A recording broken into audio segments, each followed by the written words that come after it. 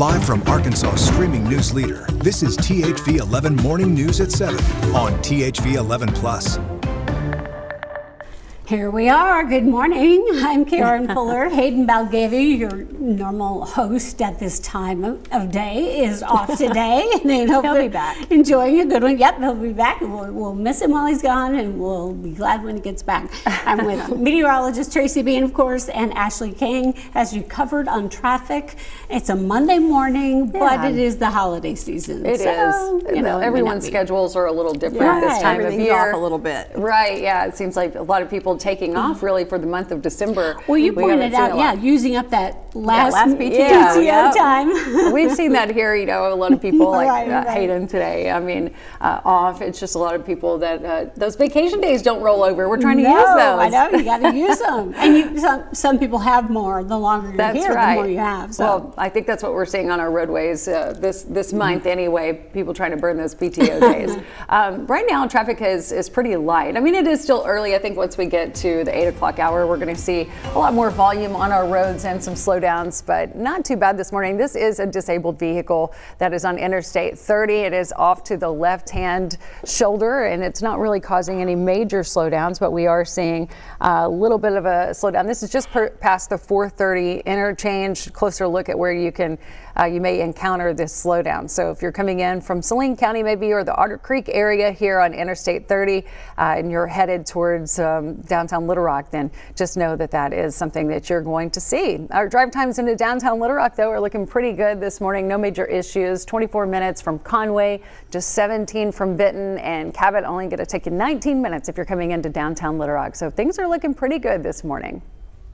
Well, weather-wise, looking pretty good too, although we are seeing, again, a bit of a sunrise this morning. A little bit later, we've got a few clouds out there that you can see. Again, not impacting things on the ground, though. That's good news. We were starting to see that official sunrise around 7:09, but already seeing that first light sunset right before 5 p.m. this evening. Now we still have our weather impact alert through around 11 a.m. That blast of Arctic air is still here, and those wind chills making things very cold. However, here in central Arkansas, we are seeing mainly teens for those temperatures, and our winds are fairly calm, so not really factoring in the wind chill, but it's still very cold out there.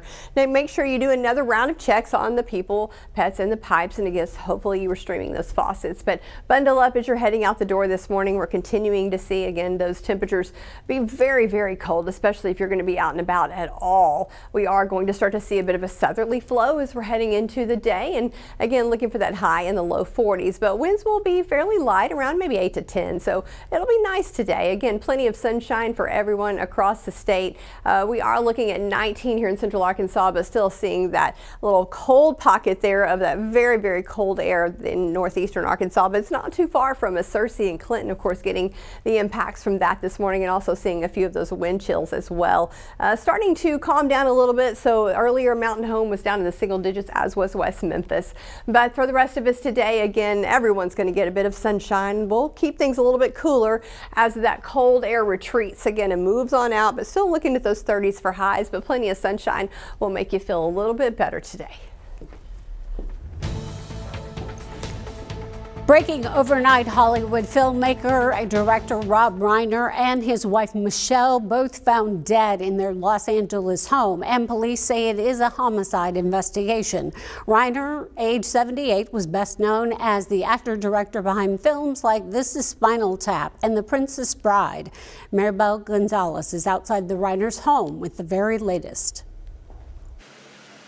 We're here in Brentwood, California, just steps away from actor and director Rob Reiner's home. As you can see, this very much still continues to be an investigation, with police cordoning off the area. Now, just a few hours ago, police had said they were searching the home. They were looking for a search warrant for the home, and as of right now, they did not have anyone as a suspect. The family of Hollywood director Rob Reiner and his wife Michelle announced their deaths Sunday. Law enforcement sources say the couple were found dead in their home in the Brentwood neighborhood of Los Angeles. The Los Angeles Police Deputy Chief said the Homicide Division is handling the investigation, but would not say if a crime had been committed. Our detectives will be responding along with our Forensic Science Division and our Technical Investigation Division investigators to conduct a full crime scene investigation and determine the appropriateness of the investigation moving forward. Rob Reiner is considered one of the best American filmmakers of all time. His directing credits included classics from several genres, including The Princess Bride, Stand By Me, A Few Good Men, and When Harry Met Sally.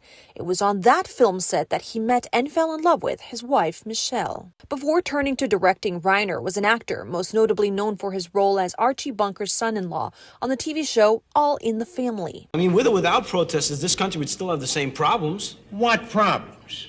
Well, it's the war, the racial problem, the economic problem, the pollution problem. Oh, come on, if you want to nitpick. The role landed him 2 Emmy Awards. I've often said, no matter what happens to me, I'll always be, I could win the Nobel Prize. They'll say, Meathead wins Nobel. Now, the Reiners had been married for over 3 decades and had 3 children. Reporting in Brentwood, California, I'm Maribel Gonzalez.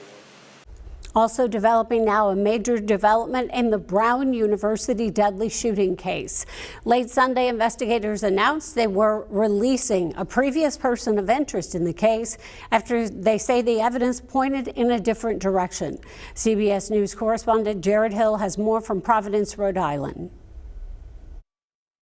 A new twist in the investigation into Saturday's deadly shooting at Brown University. Late Sunday, authorities announced the person of interest they had detained was being released. Certainly there was some degree of evidence that pointed to this individual, but that evidence needed to be corroborated and confirmed. That evidence now points in a different direction. Police say they're still searching for whoever is in this video, a person wearing all black, calmly walking away from the scene. We're going to work extremely hard to bring that person that's responsible for these acts to justice. The deadly shooting happened Saturday afternoon. Chaos after authorities say a shooter fired dozens of rounds inside a university building during a final exam review session. We just heard 5 shots ring out, and we didn't really know what it was at first. We got out of our seats when we heard a stampede run by, and then some kids went to check the hallway and no one was there, so we ran outside.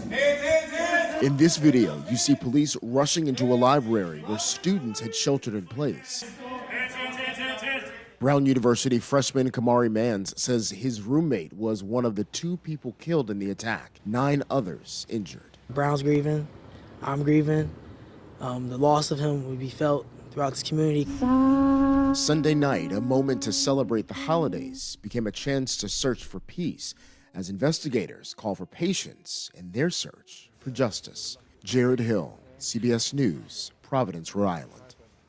Police in Providence say they were following an FBI tip that led to that initial person of interest, and they are still asking people to contact the FBI with any videos or information from the day of the attack.